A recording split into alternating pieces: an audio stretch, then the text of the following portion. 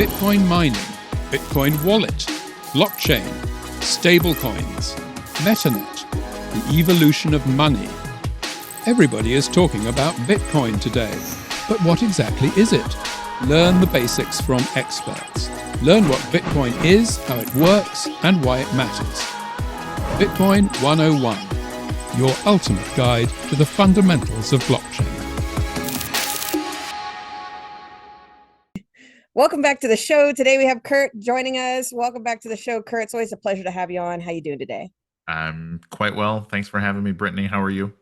Same old, same old. I had my son break his arm recently, so that's been fun. But I wanted to jump in here real quick because yesterday there was a list that the Lop Man put out. I was curious. I wanted to get your thoughts on that real quick. Just like, on the one hand, it's like, I don't know. It's so juvenile that like, who cares, right? But then on the other hand, you look at it and you're like, well, okay, Jameson's not nobody. Like Jameson has had, he's had a long history of this sort of like being on both sides of the bullying conversation, right? So in like 2017, if I recall, it was during like the SegWit era. He got swatted at his home, or at least the threat happened. I don't know that they actually like kicked his door in or anything like that, but he was having like people calling his house and threatening him and things like that back in the day. And I felt bad for him. I remember thinking like, well, that's just really unfair and stupid. And, and now like, sure, making a block list, like what's the practical, what comes of that?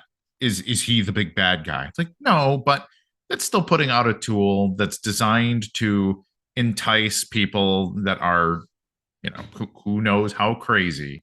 And it's just one more thing to pile on. And now, I've been a critic of Blockstream and small blocks and the whole thing for a very long time. And consistently it just keeps ratcheting up with people trying to attack me, this and that, weird threats and all kinds of people. And it just makes me, it reminds me of something that I don't remember who said it now, but there's an adage about that. There's nothing more dangerous than a weak man. And the reason for it is the kind of person who doesn't know how to control themselves because they don't have experience with being a quote unquote tough guy or whatever. They become bullies and they don't understand what it's like to be powerful. And then so that they make decisions that they don't understand the consequences of, and then it turns into just all of this nastiness. And so, a guy like Jameson, like he's a computer programmer. I don't know much about him. He's software dev and everything else, but he likely was not the tough guy in school. Like the reason most people get into computers and whatever is because, well, they're not going to be the captain of the football team, right? And so, and again, not a criticism. Like no. I don't really care. Still to this day, I mean, I'd go have a beer with a guy like Jameson Lop. I don't really care that much, but it still just bugs me that people make these decisions that have very real consequences, and then it makes the whole conversation untenable. Like you can't even talk anymore, and it's like we don't even disagree about that much. Like we disagree on how much bandwidth on a network is good, and then it's turned into all of this nonsense. So I don't know. The list it's just one more thing. It's one more stupid thing in a stupid war among a bunch of stupid people, frankly. And it's just like it's just frustrating. Like I'm done with the stupidity. That's just really why I'm a big fan of the professionalization narrative and all of that. So that's where I'm at. Yeah, I think you put it eloquently, Kurt. I mean, it is kind of juvenile in the sense, but hey, maybe people will take a subjective look at it and be like, well, why is this guy wanting to, ostracize a whole community? And maybe they'll look into it. I think somebody forked that page and made it like the based BSVers or something like that. There's a couple of forks actually. So I saw Harry from Twetch forked it to put all the Twetch people at the top, which to be expected, I guess. And then who was it? Bitsko. he forked it and filtered by, I think, like OG status. So it was like, how old is their Twitter account? Which I have a pretty old Twitter. I think mine's like 2010 or 2011. And some of these guys, I was shocked. They got like 2007 Twitter accounts. I was like, oh man. But on the LOP filter, I'm the number one person on the list. So Wow. I don't know exactly what the algorithm is looking for, but I would guess that it's interactions. So I think that means, as far as social media is concerned, at least, I'm the center of the network. I only made like top 200, but it was funny. There was a lot of cope going on in some of the chat rooms yesterday. Like, oh, I didn't make the list. Yeah, right. I'm not on the kill list. I mean, that was one of the things that I was immediately thinking about, though, Kurt, is because I know that you were recently like attacked, and I was sitting there looking at that list yesterday, and I was like, man, if anybody wants to find me, I'm pretty easy to find, being that I've doxed myself essentially. Right. You know? Yeah. Well, and see that, and that's the weird thing about it. Like, I think identity really matters, and I've used my real name for like a decade in Bitcoin. Like, I've had secondary accounts and things for various reasons, but I don't really use. I mean, I haven't used one in a very long time at all. But I look at it and just have to wonder, like, why should that be a danger to? Oh, I've used my face and my name, like I'm in danger now. And this is the kind of crap that we get from the Communist Chinese Party, or the Chinese Communist Party rather, and this kind of thing. Like, well, you have committed a thought crime. And how dare you? yeah, it's so stupid. It's so Orwellian. And then they criticize me for pointing out, like, this is terrifying. You guys are authoritarian wannabes. And they're, oh no, we're libertarians. And I point out, no, you're attacking me for dissenting from your opinion. Like, I just disagree, and you think that's reason enough to threaten me and my family.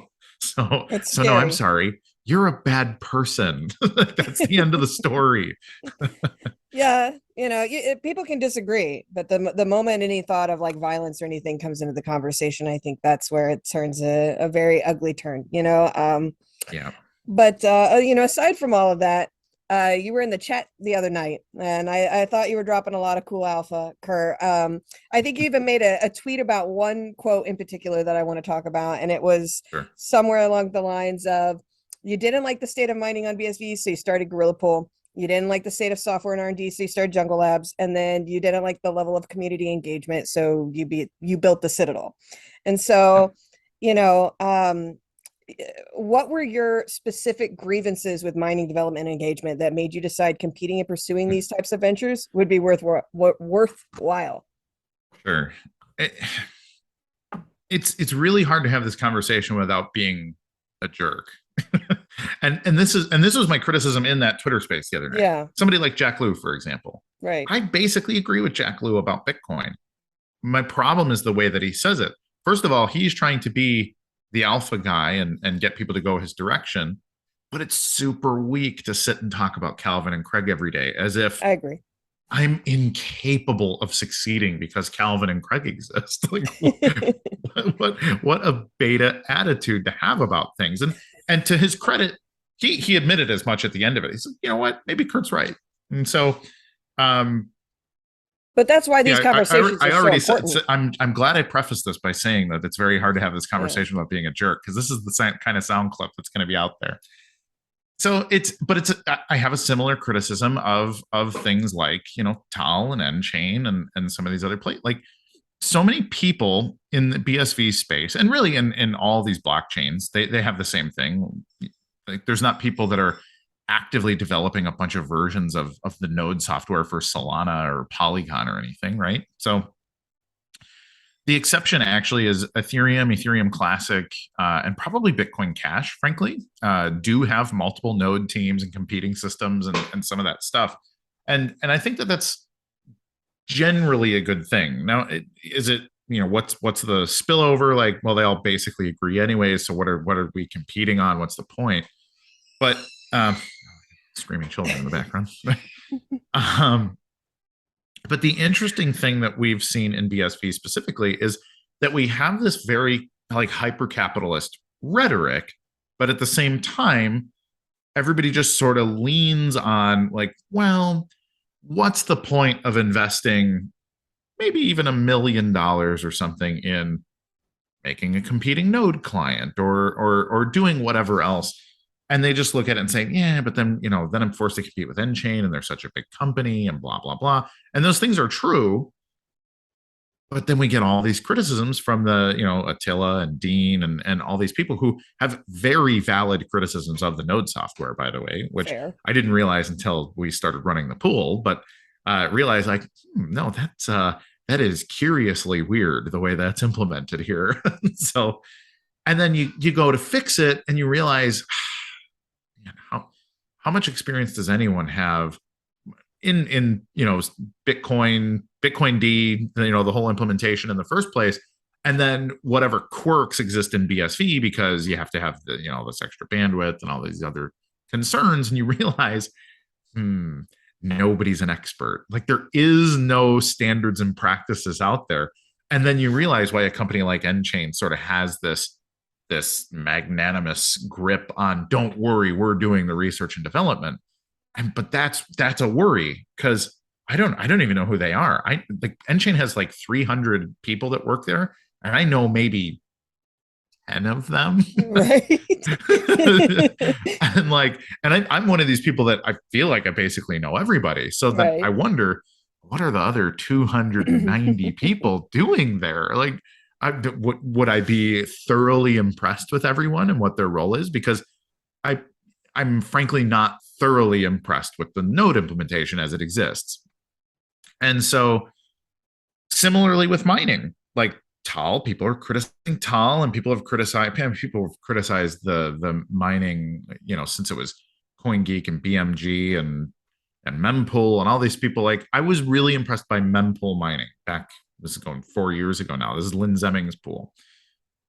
He was breaking all the records. He was kicking ass and taking names. I wanted to be like Lynn Zemming. I was like, you know what?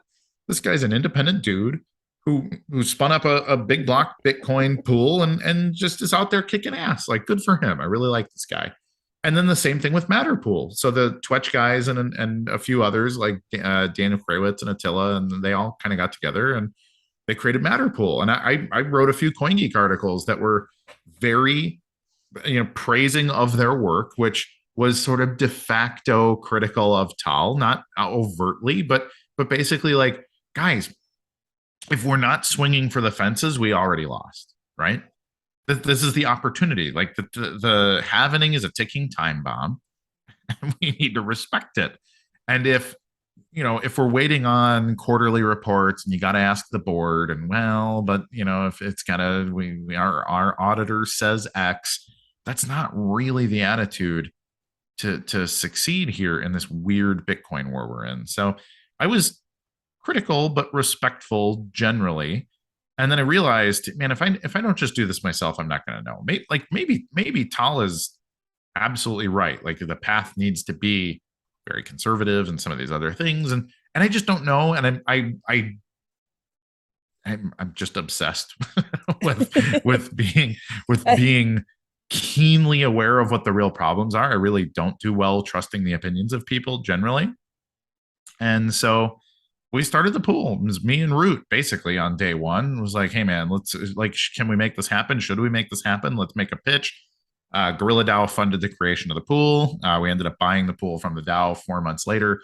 But really it was an experiment in, let's just see if everyone's crazy. If we can change the game for 40 grand or whatever it costs to get us bootstrapped, like then I can actually be critical and have data on my side, not just be any one of the other guys with weird sock account on Twitter talking about how, okay, here's why they're all idiots. And it's like, you don't know, you haven't run the node, you've never built a block, you don't know what it's like to handle ops and all this other stuff. You don't know.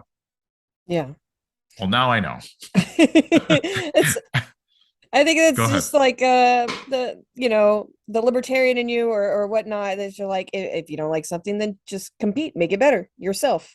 And I think that's one of the things that's kind of been lost in the community lately, whereas I don't feel there's been a lot of competing going on. But before we go down that whole rabbit trail, right? how much hash power has Gorilla Pool added to the pool since we last spoke about this in May? And Yep. what percent of the network are you helping to contribute to now? So it does fluctuate on a daily basis. There's variance, but when I checked this morning, I think we had 12 petahash. Now we've had in the last week, it's been as high as about 30. So but people are welcome to come and go as they please. So, but at 30 petahash relative to something like 600 petahash on the network on a regular day, we're 5% of the network on a good day. We've had days where we've built 10 blocks in the day, and that's all good stuff. So from our standpoint, that's solid, really good data points for us to see what it takes to bootstrap the network, and we've learned a lot. And so I think you're right when you say that the whole libertarian thing. It's the same thing I was saying in the space the other night. Like, if everyone around you is a fool, but the big idea is good, this is an opportunity if you are not also a fool. Like, we should desire for the de facto leadership to be foolish, because then they're easier to replace, right? And so but I think one of the people take that to heart. Right. One of the points that you made about that specifically too, going back to that specifically, there's been a lot of grievances against a couple of people in particular, right? And you said, yeah, if they're fools, then that's an opportunity to compete. But I'm not sure how that transitions to competing, I suppose. But yeah. I don't know. So, I mean, plain and simple, for my faults, I have underestimated just how much people care about Craig, both good and bad. Like, there are two cults of Craig, and one hates him and one loves him, but Craig is in charge of both of those cults.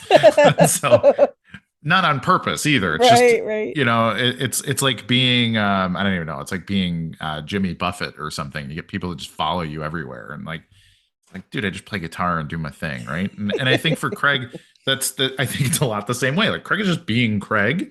It's a stream of consciousness. He's clearly not got some overarching master plan that's being implemented on a daily basis. Like, I think he has a very broad roadmap in his mind, but I think people give him too much credit, and then both his fans and his critics give him too much power by obsessing about him. Like, we've seen, Jameson Lopp again, like, the guy's out here writing articles about BSV, and here's why big blocks don't work, and SPV can never work because X. And it's like, dude, he must just be dreaming about Craig all night, every night, before waking up and being Jameson Lopp in the morning. And so, like, it's just such a weird thing to me, because I've always kept Craig at arm's length. Like, Craig, at this point, I mean, Craig's a colleague and a friend. I like Craig. I go have dinner with him or whatever, but I've always just I treat him like a guy. Like, he's good at what he's good at. He's bad at what he's bad at. And if there's an opportunity to work with him on something where there's mutual value to create, cool. And otherwise, I don't know why anybody cares otherwise. And so, all that to say that, yeah, I mean, think about that right now. It cost us like $40,000 to mine our first block, which, I mean, that's a lot of money. That's a new, Honda CRV or something. But like, this is Bitcoin. I mean, this is the opportunity of maybe our the generation, and people won't spend 40 grand to try to build a pool and compete. And like, there's just no value there. Like, Tal are all fools, but I'm not willing to put $40,000 into competing with them, and maybe showing that the network can be more deeply distributed while being profitable and all these other things. It just is. I look at it and I just have to say, like, it's laziness, or it's just a desire just to be a social media troll. So I'll tell you right now, a lot of these people have bigger bags than that. A lot of these people come from rich families and previously successful businesses, and a lot of them have successful businesses that are still functioning right now. It's not that hard to spend the money to build a thing that is actually valuable. And it's just a big indicator that of all the people that could do it, that I just keep looking at it and get some people to come along with me a little bit. But well, I got a Yeah. couple of questions there. Because I know you've made a lot of advancements with like Gorilla Pool. Now you're working on like the Jungle Bus and the Jungle Labs and everything. Yep. And I think somebody was mentioning to me yesterday that you're using a particular like mineral oil or something to basically overclock the miners. Yep. What is that about? And what are the costs and Mhm. the outcomes? Like, how does that help? So, well, that is, it's like four questions. Yeah, I know. I'm sorry. So basically, immersion mining, they're like you need to cool the miner. Yep. So mining is very hot and very loud. Well, one way to make them a lot less hot and a lot less loud is to put them under fluid. So fluid pulls heat away quite a bit better than air does. And then it also removes the problems of particulate matter and those kind of things. If you ever opened up an old computer, Yeah. like, oh wow, did mice die in here, or is that just all that's all dust? So it's usually just dust. Sometimes it is actually mice, but um, when you liquid immerse these things in like dielectric fluid, basically mineral oil, there's a little other stuff in it too, but it's like a radiator in a car. So you liquid cool the system, and because it's that much cooler, they run quite a bit cooler. They're very happy. They run very well when they're cold. You can overclock them. So you start to tinker with the firmware. You move a couple fuses around. You put a bigger power unit on it. That kind of thing. Like, well, let's see how much lightning we can jam through this thing, and when do the wheels fall off? Well, in some cases, you can overclock them 40 or 50%. So a 100 terahash unit becomes 140, or maybe 150. So now you're getting 40 or 50% more power for your input electricity, and more for your capex and all of that. And suddenly your 24-month ROI time becomes a 12 to 14-month ROI, and all of that gets much Well, juicier. if I know that overclocking the machines actually shortens the overall lifespan of it, but if you immerse them, does Maybe maybe it it's not a proven definitely thing? it definitely would in an air cooled environment. So I mean, but they're finicky anyways in an air cooled environment. Sometimes if you were to buy 1,000 miners, you'd probably have 30 of them that just don't even start up out of the box. So that's just how they are. And so you have this problem where you run them in air, and okay, this one ran for 2 weeks before it crapped out, and some of them will run for months or years without anything other than basic maintenance. But when you liquid cool them, that number goes hockey stick. There's a ton of extra capital in setting up the infrastructure for liquid immersion, because it's tanks and pumps, and there's a lot more capital going into the system. Mm. But then your ASICs, what we've seen is, you'll pull them out once every 6 months, where you would normally shut them down once a month or once every 2 months, do a full blowout, clean out, double check, that kind of thing, which to do right really is a process. It's not just like, just grab it and whatever. You need to heat things. You need to have anti-static gloves and all this stuff. And a lot of people don't bother because they don't see the damage that they're doing. But Do you when you have liquid a immerse them, sorry, yeah, go go ahead. ahead. Oh, I was gonna say, so does that mean that you guys actually have a building now? Um, No, not precisely. So we have some old friends in the space, and we have a couple of co-locations. So what we're doing is subletting space from other people that have data centers that are pushing this direction, and we're doing some of this work together. Which I've always said, Bitcoin's about cooperation, and it's certainly given us the opportunity to cooperate with more people on the infrastructure side. So it's been a good thing. We've had a lot of success there, a few hiccups and road bumps too, or right. bumps in the road. And but yeah, no, mostly good, and a lot of good opportunity there. So yeah, we can manage hosting for you. We have wholesale accounts with all the distributors that sell the equipment, so you can actually buy ASICs from us as well. We've tightened a lot of that up on the hashing side to give people the opportunity to participate too. Well, on the moving away from that for just a second, there's been a lot of contention around this empty block miner, and what's been going on with that. And on some level, I have to kind of acknowledge the fact that this person has come in and for good or bad has changed the space Mhm. irrecoverably. That word. I can't say it, but Yeah. um two different things come to mind, and that is, first of all, what if this help? I feel like this is helping get people off their behinds to start moving. It's like we see the things that could happen. So how do we prevent them? Let's start making changes. And so I feel like that is a positive upward momentum type of deal that's working for us and to our advantage.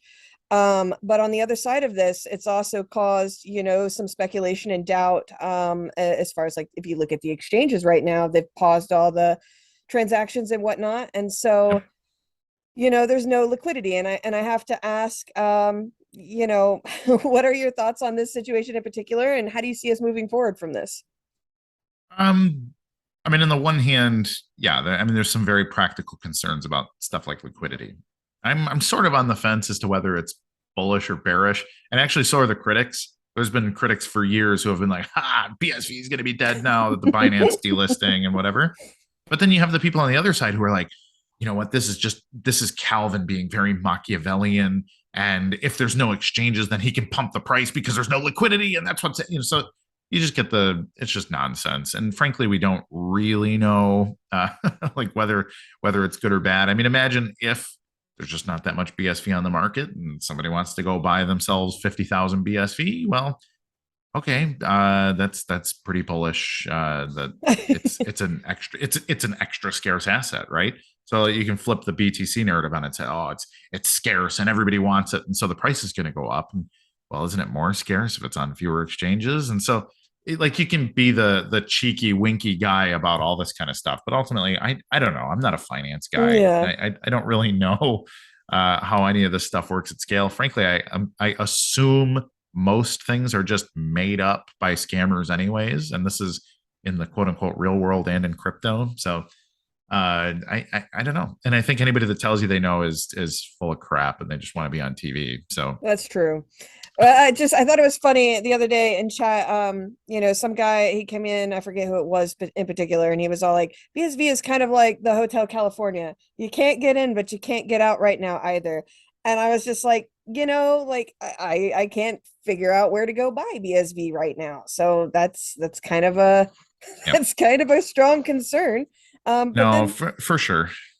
But then there's also like the other side of this with like the transaction fees and whatnot, and then the debate about high and low and yada, yada, yada. And I just feel like, wouldn't transaction fees being lower at scale where there's a lot of like competing in the market, that makes sense that the competition would bring fees down versus where we are right now, where I feel like maybe the fee should be higher for the short term. And I was questioning your thoughts on that.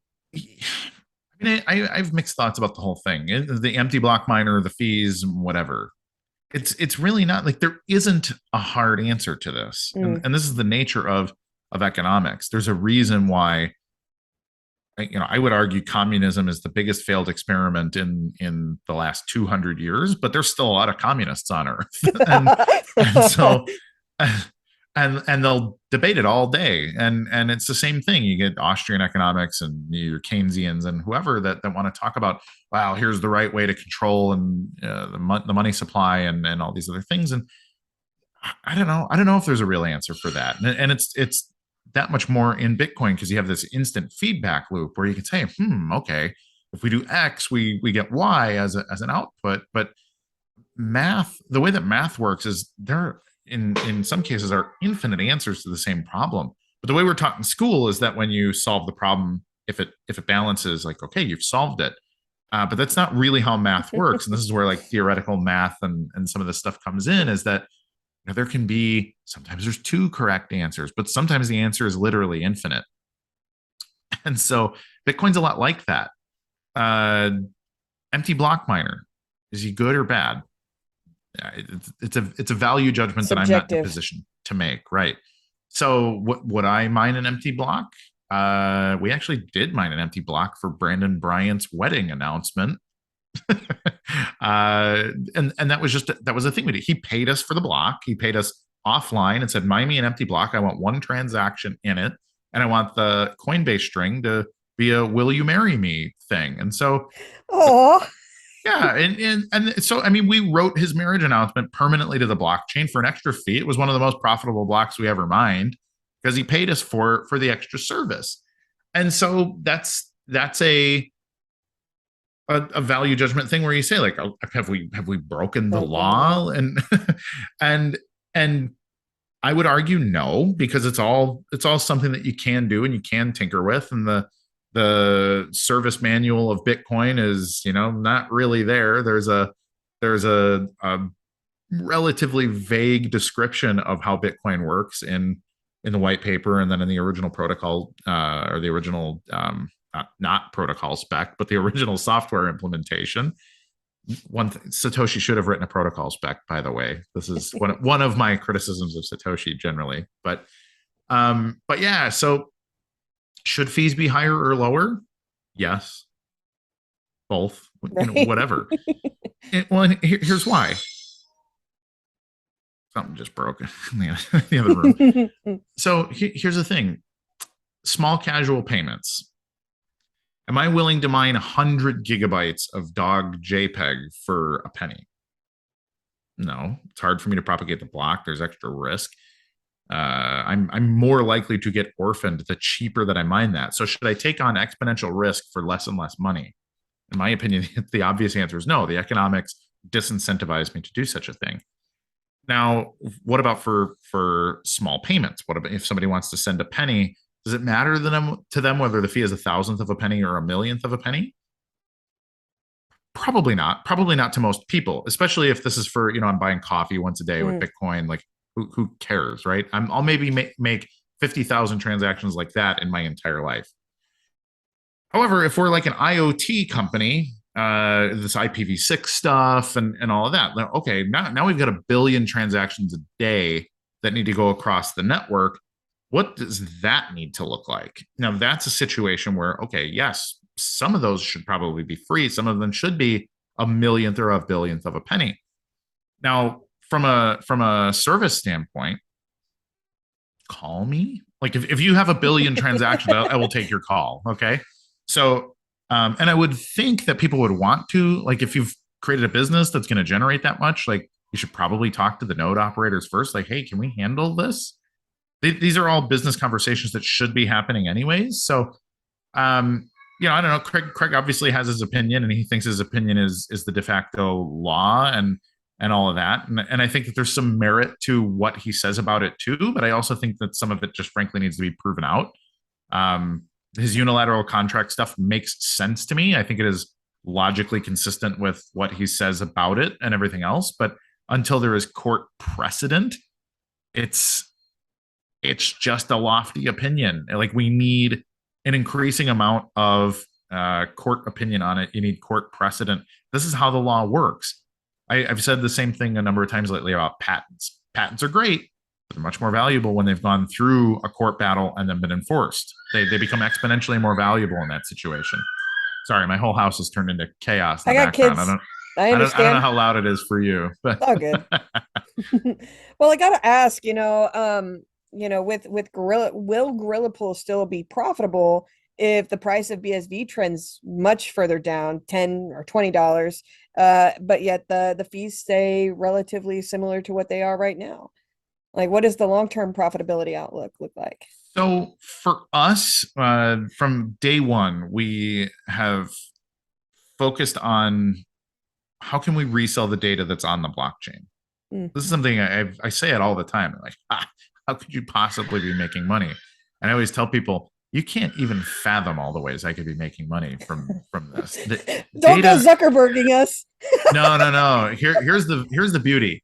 And actually, Zuckerberg's a really good analogy here, because Zuckerberg understands that data is money. This is one thing that he and I would agree on, that there is nothing more valuable than data. And it is still the most undervalued asset in the world, because the more data that you have, the more valuable the data becomes. It's one of the only assets in existence that is like that, where its lack of scarcity actually raises its value. So the more aggregate data that you have, the more value that you can derive, extract, resell, et cetera. And so this is our long-term plan. I don't care if we ever make a profit on mining. And as far as I'm concerned, mining is always basically break even. Like, yeah, there's cycles to it. You want to mine more in the bear market because everybody's depressed and not paying attention. Then you sell it in the bull markets. I'm going to vacuum outside my door now. Give me 1 second. You're good.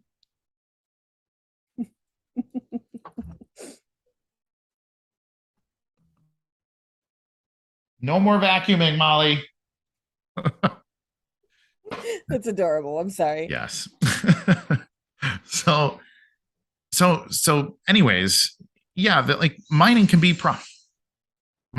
profitable, but it has to be very cycled. You have to be very, very shrewd. But it's trending down on purpose. This is the happening. Anybody who thinks that mining is going to be consistently valuable because of hashing hasn't thought about Bitcoin deeply at all. It needs to be replaced by fees for that business model to work. But the second part of anything, imagine just being an ISP like Comcast or Verizon or AT&T or whatever, but you only accept inbound value and you do not transmit value back out for profit. Like this is where we're at. This is where the blockchain economy is today. It's all about absorption. It's another thing I say all the time. Everybody's worried about value absorption. Nobody's worried about value creation or transmission. And it's insane. It's insane. It's completely nuts. So I think it'd be insane for any business to go into business and then say, oh, well, we've got a byproduct that we're getting from making these widgets or whatever, and we can sell this byproduct, but then we just throw the byproduct away. Like we just have really slim margins every year, but this byproduct of the process could be the most profitable part of our business, frankly. But we don't do anything with it. And so Gorilla Pool, our only short-term goal, and by short-term I mean years. We have a few years where we just don't go bankrupt. That's it. Just don't go bankrupt. Like just keep cash flowing. Like make it profitable enough to pay its own bills and stay in business, because all of a sudden people will start to understand that proof of work data matters, and the best way to get it is with all these tools that Gorilla Pool created. And this is what Jungle Bus is about, and frankly all the other secret stuff going on at Jungle Labs right now. We're coming up with ways to sell the data that people paid us to put on the blockchain. And this is the part where I start to agree with Craig. It should be free. I've had conversations with Dean Little where he has talked about why are not miners paying big companies to put their transactions on BSV? We get their data. That data is permanent. It is on our ledger forever. We only had to pay them for it once. That's incredible information. That's information that can be sold back to all the AI and machine learning companies and all this other stuff to build the future economy. That is such a colossal opportunity. There probably aren't figures in dollars to even calculate what that's worth over the next 20 years.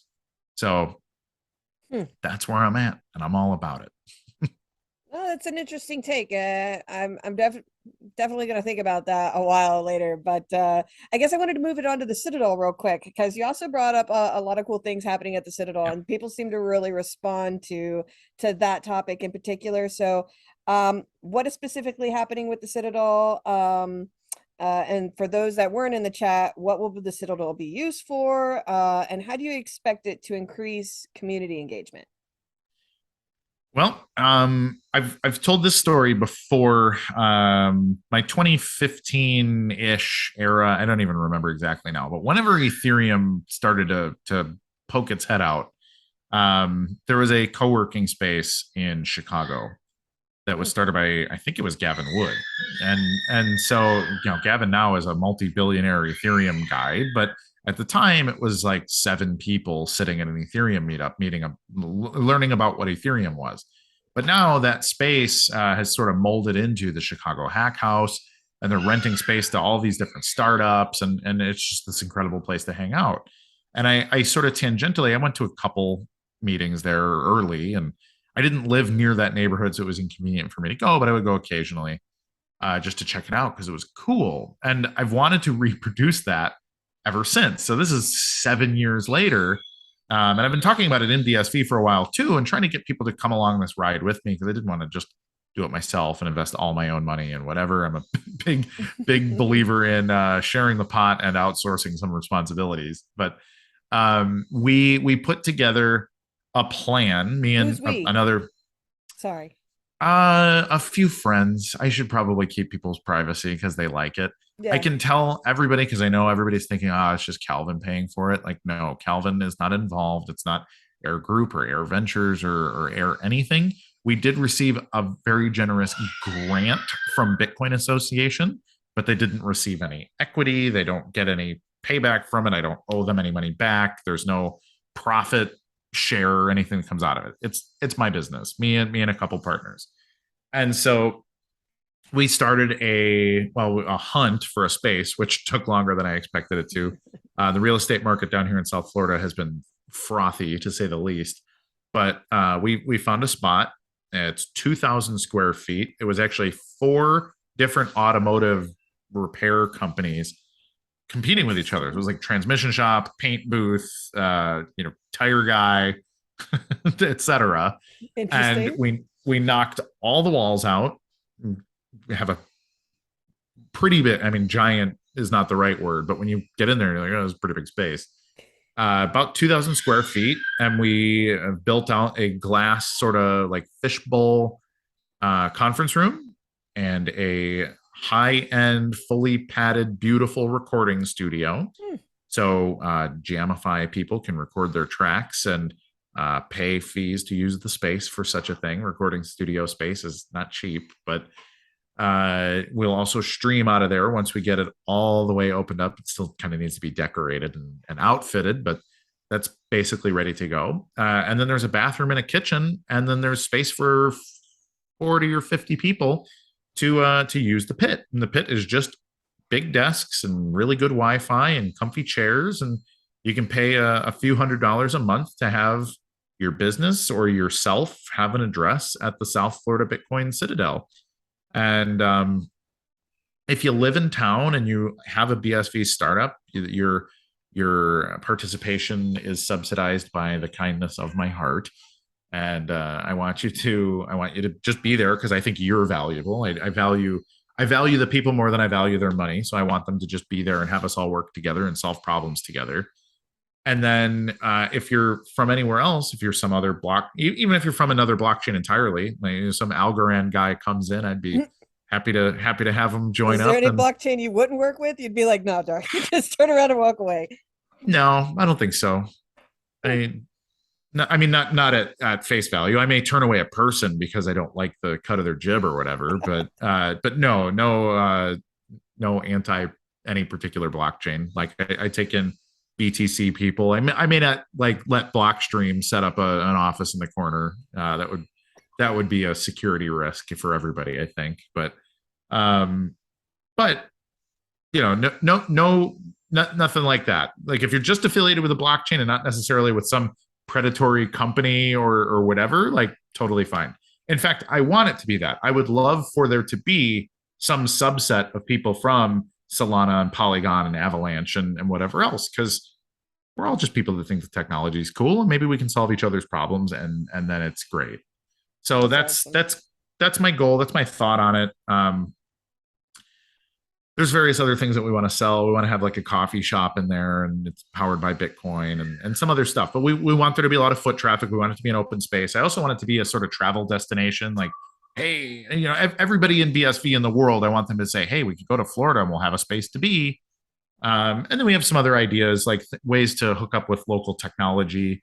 A lot of people want to make their way into the blockchain space. And so if they live within 30 miles of us, like, hey, let's have an exchange program. Send your people out. They can hang out with us and take an immersion course in BSV Academy and then also hang out with the people that are building businesses in the space. So we have some other ideas. We'll keep some of it secret too. But if anybody wants to come out, we should be open for foot traffic in November. It's technically open now. It's just not fully outfitted.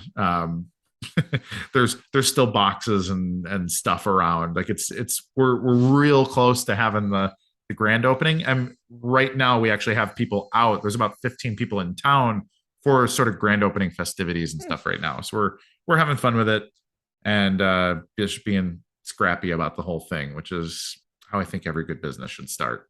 Do you think I know I'm going to assume here that like the South Florida Citadel and like Gorilla Pool, those are two separate companies.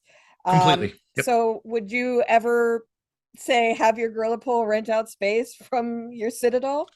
We're going to, in fact. So Oh, Gorilla Pool will be a client to the Citadel. So they're totally separate companies. I actually have totally different groups of partners in each company too. So, but yeah, I'll be working out of that space. Gorilla Pool will have an office there and whatever. So it's just a way to keep it cyclical. And this is actually a lesson I learned from Calvin, by the way.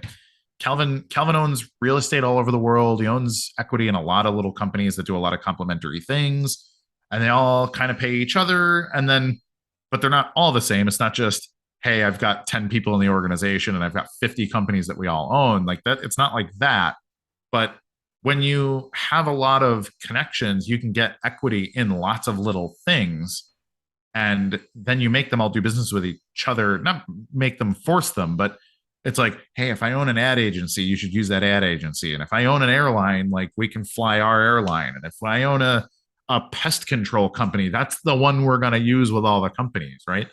And it's not an makes sense. uncommon strategy. If you study how billionaires make their lives work, it's consistently how that works. So when you own real estate, everybody fills the spaces up and all of that. So I'm not a billionaire, but but I'm trying to think like one and set up the dominoes that when they fall, they fall real clean and makes everybody happy. Well, Kurt, I have to ask it, and this, this may touch be a little touchy, right? It's touchy's good. But being that you were attacked and everything, what are your thoughts about being at a singular place like the South Florida Citadel? Is there any concern there about people coming in to threaten you or the people that work there? Or Not really. I mean, maybe it's a bad thing, but I'm not scared of anybody. Like I just think, and part of it is I'm quite big. Like I am a healthy, strong male, but not just a healthy, strong male. I've been a martial artist for more than half of my life. I'm 36 years old. I've got at least pushing 20 years of martial arts experience and not in some like it's not like corner store karate. I was with Carlson Gracie team. I was certified by Fabio the General Gurgel to teach Brazilian Jiu-Jitsu. Like I mean I've had sparring matches against some of the best martial artists on earth. Like I know how to not get hurt, and I know how to hurt most people if I really have to. right. So for me, I've just never really been someone that's like, ooh, somebody wants to fight. I'm Right, just like, right. dude, you don't want to fight, I promise you. and so I rarely do. And yeah. So I don't know. More than anything, the threats.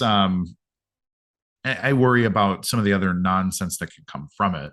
Mm, Like I don't know what information's out there. Like, do I get like a big identity theft, or somebody opens a bunch of credit cards in my name, or like that kind of stuff is a sort of like really weak sauce sort of thing that's like, okay, now I need a lawyer and I need to spend money on it's just like so lame, man. If you want to go, like let's just go. Like we'll sponsor it. We can do a celebrity boxing match if you want. Like you can choose the rules. We'll tie my hand behind my back. Like we can throw down if you want to be tough. But it's that kind of like we'll take bets in BSV. yeah, it's just so stupid. I can't believe how lame the people are in this economy. It just is. It's so dweeby. Yeah, Like I agree. I don't know. I'm a Viking by blood too. So there's a little bit of me that's just like, dude, throw up the sails, man. I'll come to your village. Let's just do it though. I just don't want to. I don't want to I don't want to engage a lawyer. I don't want to be. I don't want credit monitoring. Like the whole thing is just lame. It's super super dorky. So yeah, as far as that goes, I don't know. I'm not going to stop living my life. Yeah, I hear you. So I yeah. hear you. Well, I gotta ask. I mean, it's one of those things that, like, if anybody's like interested, that we'll just leave it at that. But like, gotta ask at any point. I know that you take it with a grain of salt, and you let a lot of things just slide off your back. And I wish more people in the community would do that. Because I know like with like the recent court rulings and everything, there's just a lot of infighting right now. There's a lot of, negativity out there. And so aside from the fact that I'm hoping, is there anything that you could hint at that's coming up, in the future? I'd also like to know, is there any type of message that you would really like to impress upon the community at this time? I mean, I always say be good to each other. I think people think I'm kidding. And sometimes being good to each other, I mean, it doesn't mean being not. A lot of people misquote me saying, isn't Kurt the one that always says be nice to each other? And it's like, no, nice is not the same as good. Like those are different things. There are a lot of really pricky people that are nice. And sometimes you need to be really strong. And sometimes you need to lead from the back. And sometimes you need to plant a flag. And sometimes you do need to call out the existing leaders. But when we've had 2.5, 3 years of people saying, oh, Craig's an idiot, and Calvin, like Enchain's fake, and Tal is fake. And they're not really like, that's not true either. And so that just isn't valuable. Anybody can be a leader. You just have to decide to be. And you have to be able to inspire people to behave in a way that creates more value. If you can only inspire people to become trollish and get upset, like, sorry, you're not a leader. You're some kind of malignant, toxic, whatever. This is like skin cancer. Like, just laser it off and you'll be all right. But people need to focus on value creation and nothing else. In everything. This should be all of your relationships. It should be your businesses. It should be whether you go to church or not, or when you go to the gym, or when you walk around in town pushing your kids in a stroller. It should be about the creation of value in that situation. So you can push your kids in a stroller and watch YouTube videos, or you can push your kids in the stroller and just talk to your children while you push them in the stroller. And that's something that only you can do. Like, you're the only person that can create that value the best for your kids. And it's the same thing in any economy. Like, there is a clutch person at every company, and in every little economy, or every industry, basically, that can turn the tide with their word, with their optimism, and with their even just their attitude, or maybe their lack of speaking, or just being steadfast when things suck. Somebody's got to do that. A lot of people think of me as that person that does that, and that's just I kind of did it by de facto. Like, this was not pre-planned or anything like that, but we need more people like that. I have wanted to inspire. I have offered to help. I've used to say on all my streams all the time, hey, if you're a startup, send me a DM. I can give you advice. Some people do. I'm happy to give advice to the people that send me info, but I'm shocked how few people do any of it. So you actually deserve credit for being one of those people who reaches out to, hey, Kurt, how can I do better on my show? And how, like, that to me is an indicator that you have the right sauce to compete. Now, we're still a very small economy. Nobody's sitting at the steak table right now in BSV. So that's fine. But this is how things happen. Like, the American Revolution started in coffee houses and beer halls by a bunch of people who were pretty normal people generally, and just talking about it, like, hey, wouldn't it be really cool if things looked like this? You just got to start behaving that way. I think the simplest way to sum it up is, frankly, fake it till you make it, and keep a good attitude throughout the rest of it, because people see that energy, they see that staying power. You see people with big money, and they'll say, you know what? They worked really hard for about 5 years for almost no payoff. That indicates to me that they're actually dedicated. This wasn't just a grift. This wasn't just, hey, let's see if I can get rich in crypto. That matters to people. And so setting that network effect of your own life, of your own personality, like, you have network effect too. And for anybody watching, you can be that. You can be the CEO of the universe if you play your cards right. And just give it a shot. What else are you going to do? You can complain on the internet, but nobody's going to care anyways. That's great. I almost want to end it there, but I do have to ask. Is there anything that you can hint at for the future of any of the companies that you're involved in? Running? Yeah, a lot of these things, I think the grandiose part of them has kind of happened. Like, I've been honest with announcing what we're going to be doing and whatever. And my goal is for a lot of those functions to become boring. I mean, obviously we'll have parties and whatever. Like I want the Citadel to have like a built-in arcade. I want that to be an infectious thing. I would love for there to be in 5 years that there are 30 Citadels around the earth where you can go to Paris or London or Tokyo or Melbourne or whatever. And there's some other copy and paste business model from Kurt's Citadel, basically. That would be awesome. But you got to show that the business model works. And so that's my short-term goal, is just consistently make enough money to not go bankrupt, pay all the bills, keep everyone happy, keep inspiring people, grow a real organic economy. I'm most excited about Gorilla Pool for various reasons. We're gonna fix everything. Like, we have a roadmap that is very quiet, and I hint about it, but everything, all the software needs to be reworked network wide. Period. I think everything is okay, but everything out there is a reference client. And what any good company should do in the space is take that reference client and specialize it for their business, for their hardware, for their goals.